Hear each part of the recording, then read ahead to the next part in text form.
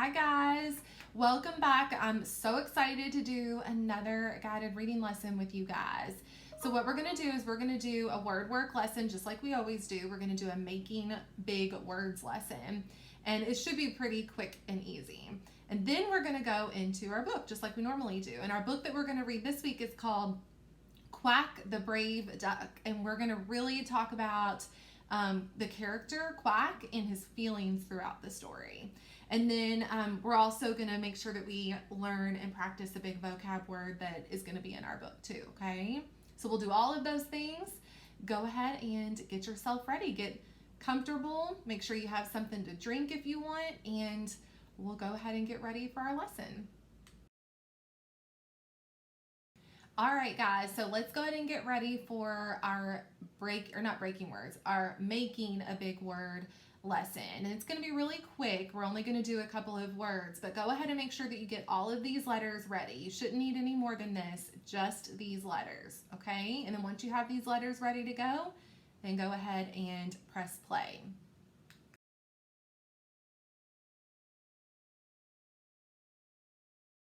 All right, guys, so let's get started with our making a big word lesson. So we're just going to do 2 words, okay? And I'm going to tell you the word. We're going to clap it out with the syllables, so like the parts to the word, and then we're going to make it, and then we're going to break it apart and put it back together and read it, okay? With each of those words. So our first word that we're going to make, don't make it yet, but our first word is going to be torching. Torching. Everybody say torching. Good. Let's clap it out. So we're going to go torching. You ready? Torching. So how many syllables does it have? 2, right? Torching, 2 parts.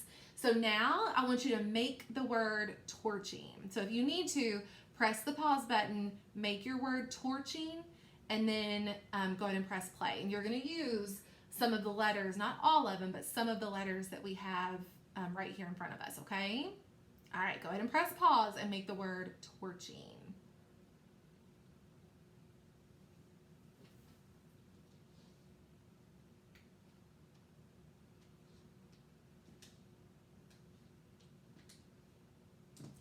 All right.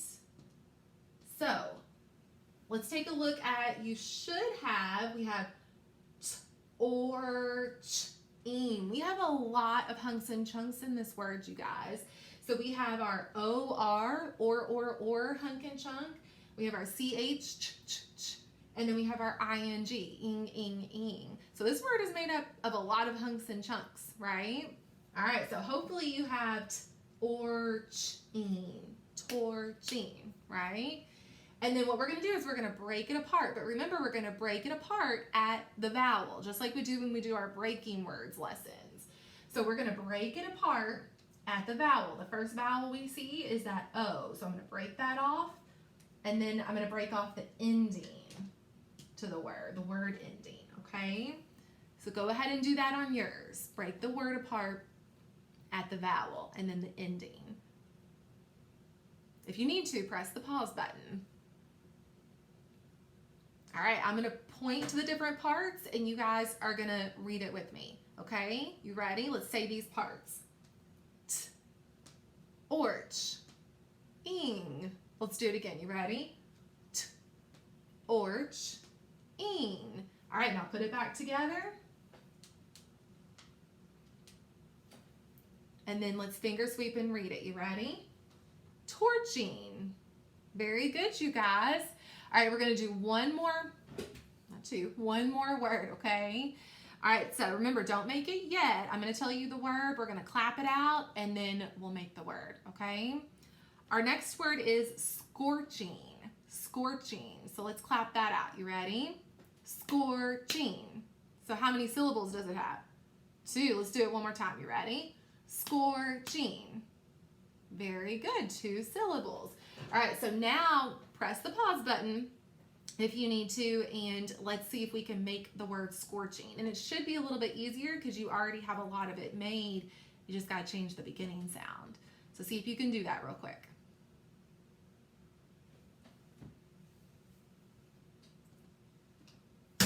Ooh, Miss Bell hit her elbow. All right. So let's take a look and see what sound do we hear at the beginning of the word scorching. So it's not anymore, it's not that T. What are we going to switch it out with? And you kind of already had the letters up there. Our S and our C, our sk, sk. Very good. All right, so everybody should have the word scorching made. And then what we're going to do is we're going to break it apart at the vowel and then the ending, just like we did before, okay? So you ready? We're going to break it. So you go ahead and do that. All right, and then let's point to these parts and let's say each part. This time, as I point to it, I want you to point to it where you have it right in front of you, okay? You ready? So you point to the SC and then you're going to point to each part as we say those parts. You ready? Sk, orch, ing. Let's do that again. You ready? Sk, orch, ing. Good. All right, now put it back together.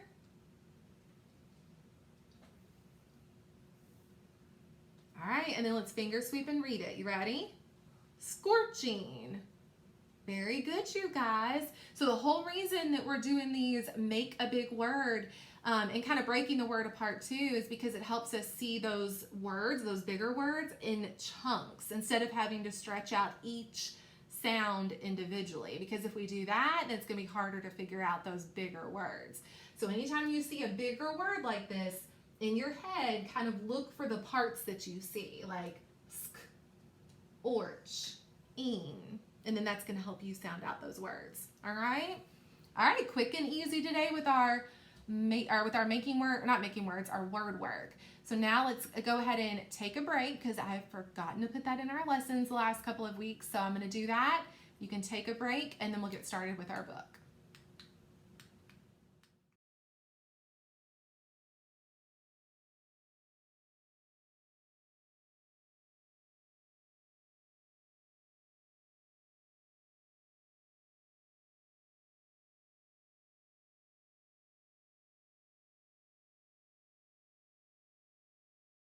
All right, guys, so let's get started with our book. Our book is called Quack the Brave Duck. And in this book, Quack, who's this brave little duck, he's not afraid to do a lot of different things. So he's not afraid to swim, he's not afraid to go up to people in the park, but there is something that he's afraid of. So we're going to read to see what it is that he is afraid of. But before we start reading, here's what I want you to do. I want you to grab a piece of paper, grab your notebook, grab your dry erase board and marker, and I want you to write down these 4 pages, okay? And you don't have to put the P there, that just means page. But if you just write down the numbers 2, 7, 12, and 16. And the reason I want you to write these down is because when you get to these pages, when you get to page 2, page 7, page 12, and page 16, you're gonna pause the video and I want you to write down 1 or 2 words that describe how Quack is feeling on those pages, okay? And then at the end, we're gonna talk about how do his feelings change throughout the story. So it's kind of like you're jotting down little notes as you read, which is always a good idea to do. So it helps you understand what you're reading better. So write down these numbers, 2, 7, 12, and 16. And then don't forget, when you get to these pages, I want you to pause the video and write down a word or 2 that describe how Quack is feeling. So on page 2, I'm going to pop in and kind of work through that one with you, and then the rest of them you'll do on your own, okay? All right, let's go ahead and get started.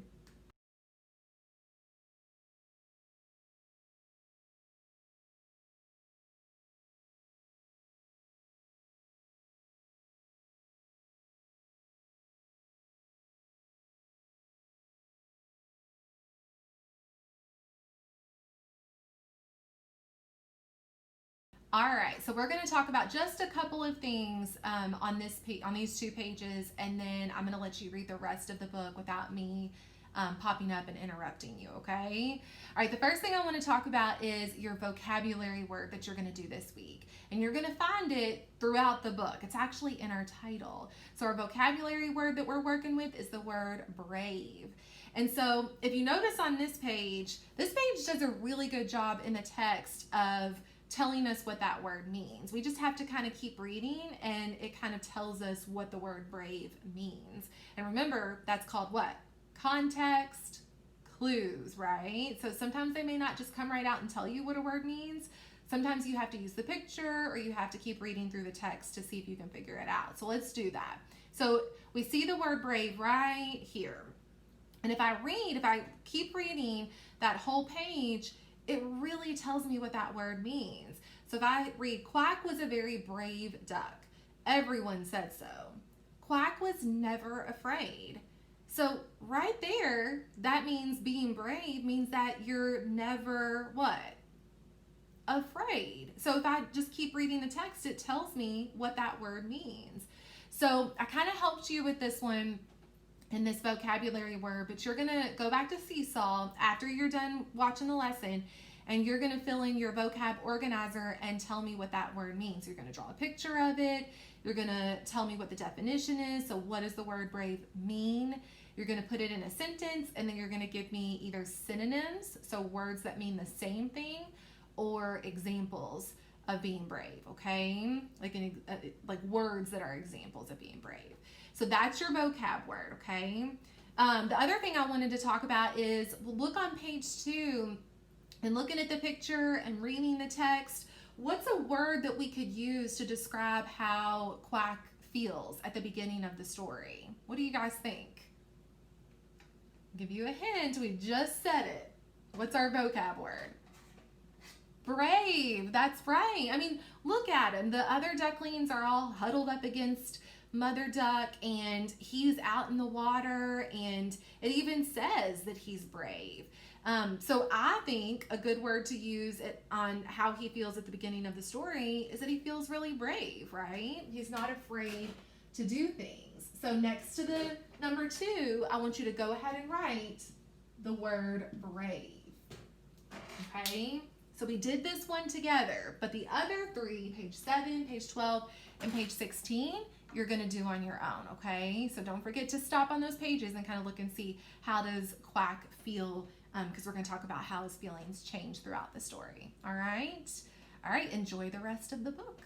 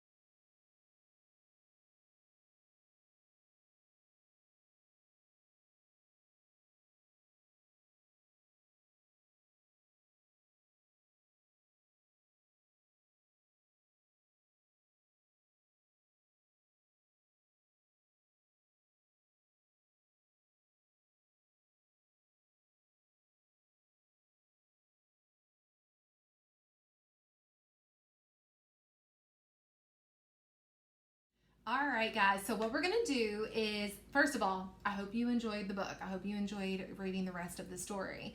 But now what we're going to do is we're going to talk about how did Quack's feelings change throughout the story.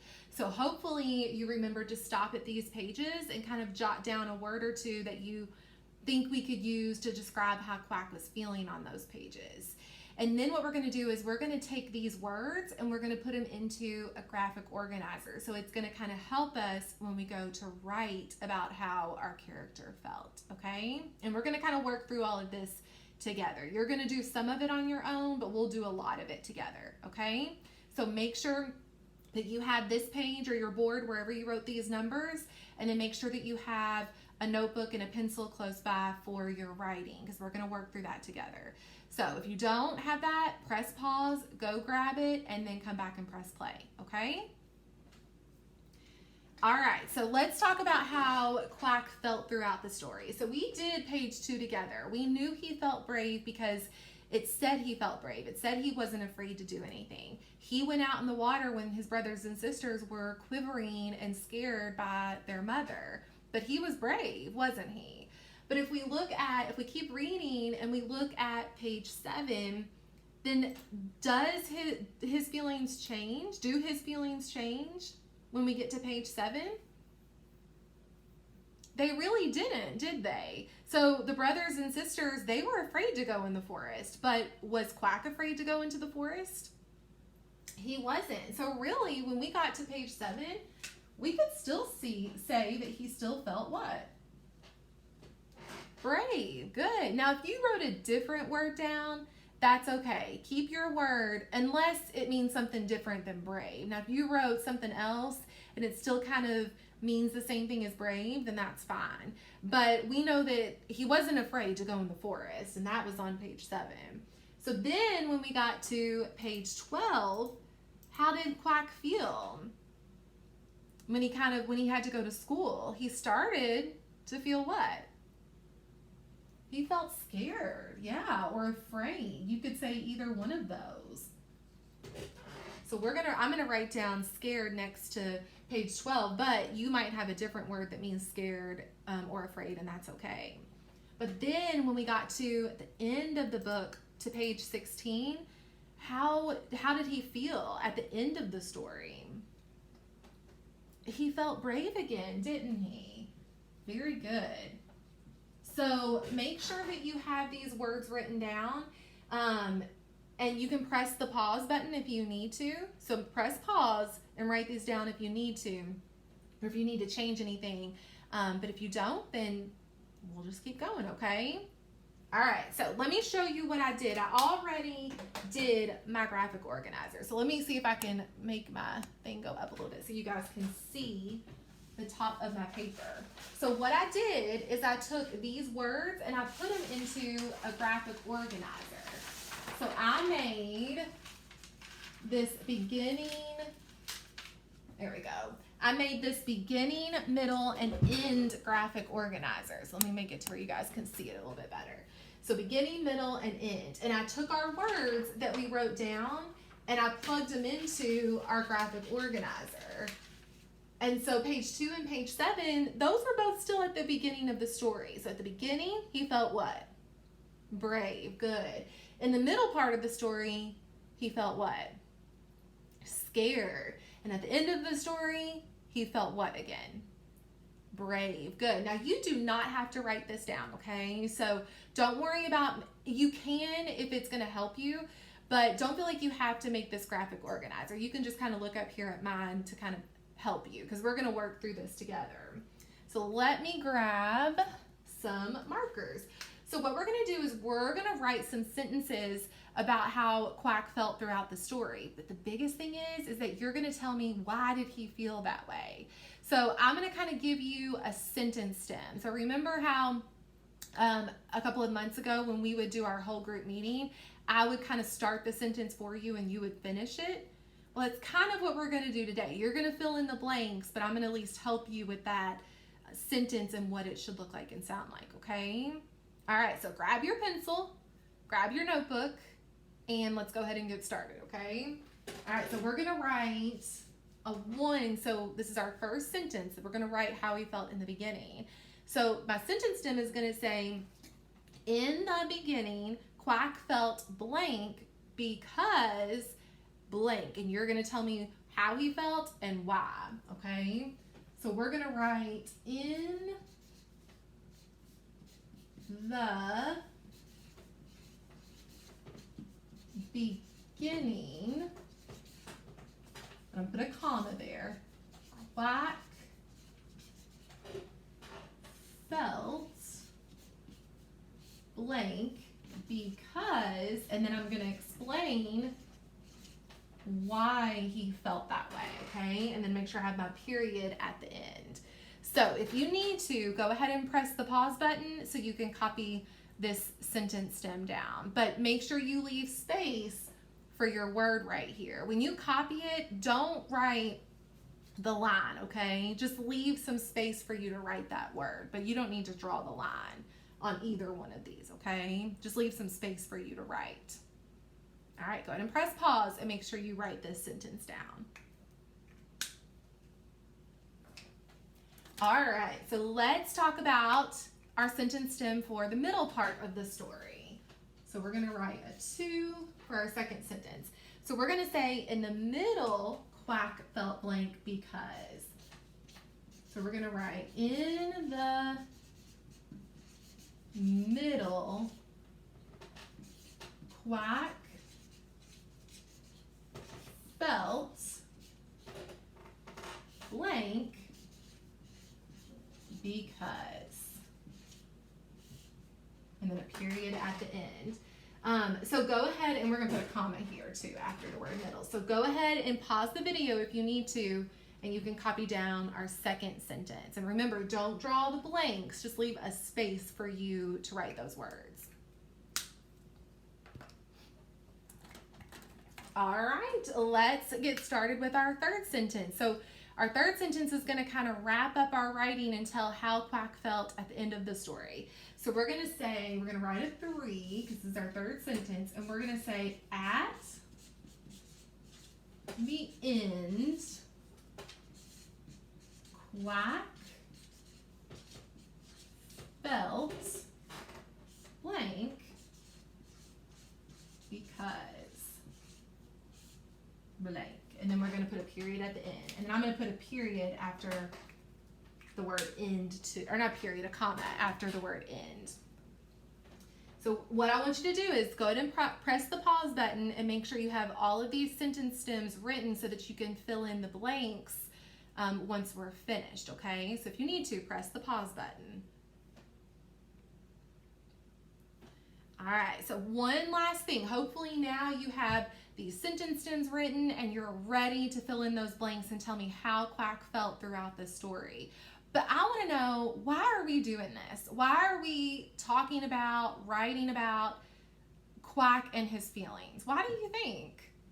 Do you think it's just because Miss Bell just wants you to do it and I'm just making you do work? It's not that. There's a reason for it. And the reason we're talking about Quack and his feelings is because it's going to help us understand Quack the character even better. When we think about how he feels throughout the story and how his feelings change throughout the story, it's going to help us understand that character even better. And when we understand the characters, it helps us understand the story and what's happening even better. And that's the whole reason that we want to do this. So what I want you to do is on Seesaw, don't forget the first thing you're going to do is fill in your vocabulary organizer with the word brave. And then the second thing you're going to do is you're going to send me a picture, you're going to upload a picture of your writing of these sentence stems, but you're filling in the blank and telling me in the beginning Quack felt, and we should know because we wrote it up here, right? Brave because, and tell me, why did he feel brave? Okay, how do you know that he felt brave? All right, I cannot wait to see all of that hard work that you guys did. Awesome job, and we will do this again next week.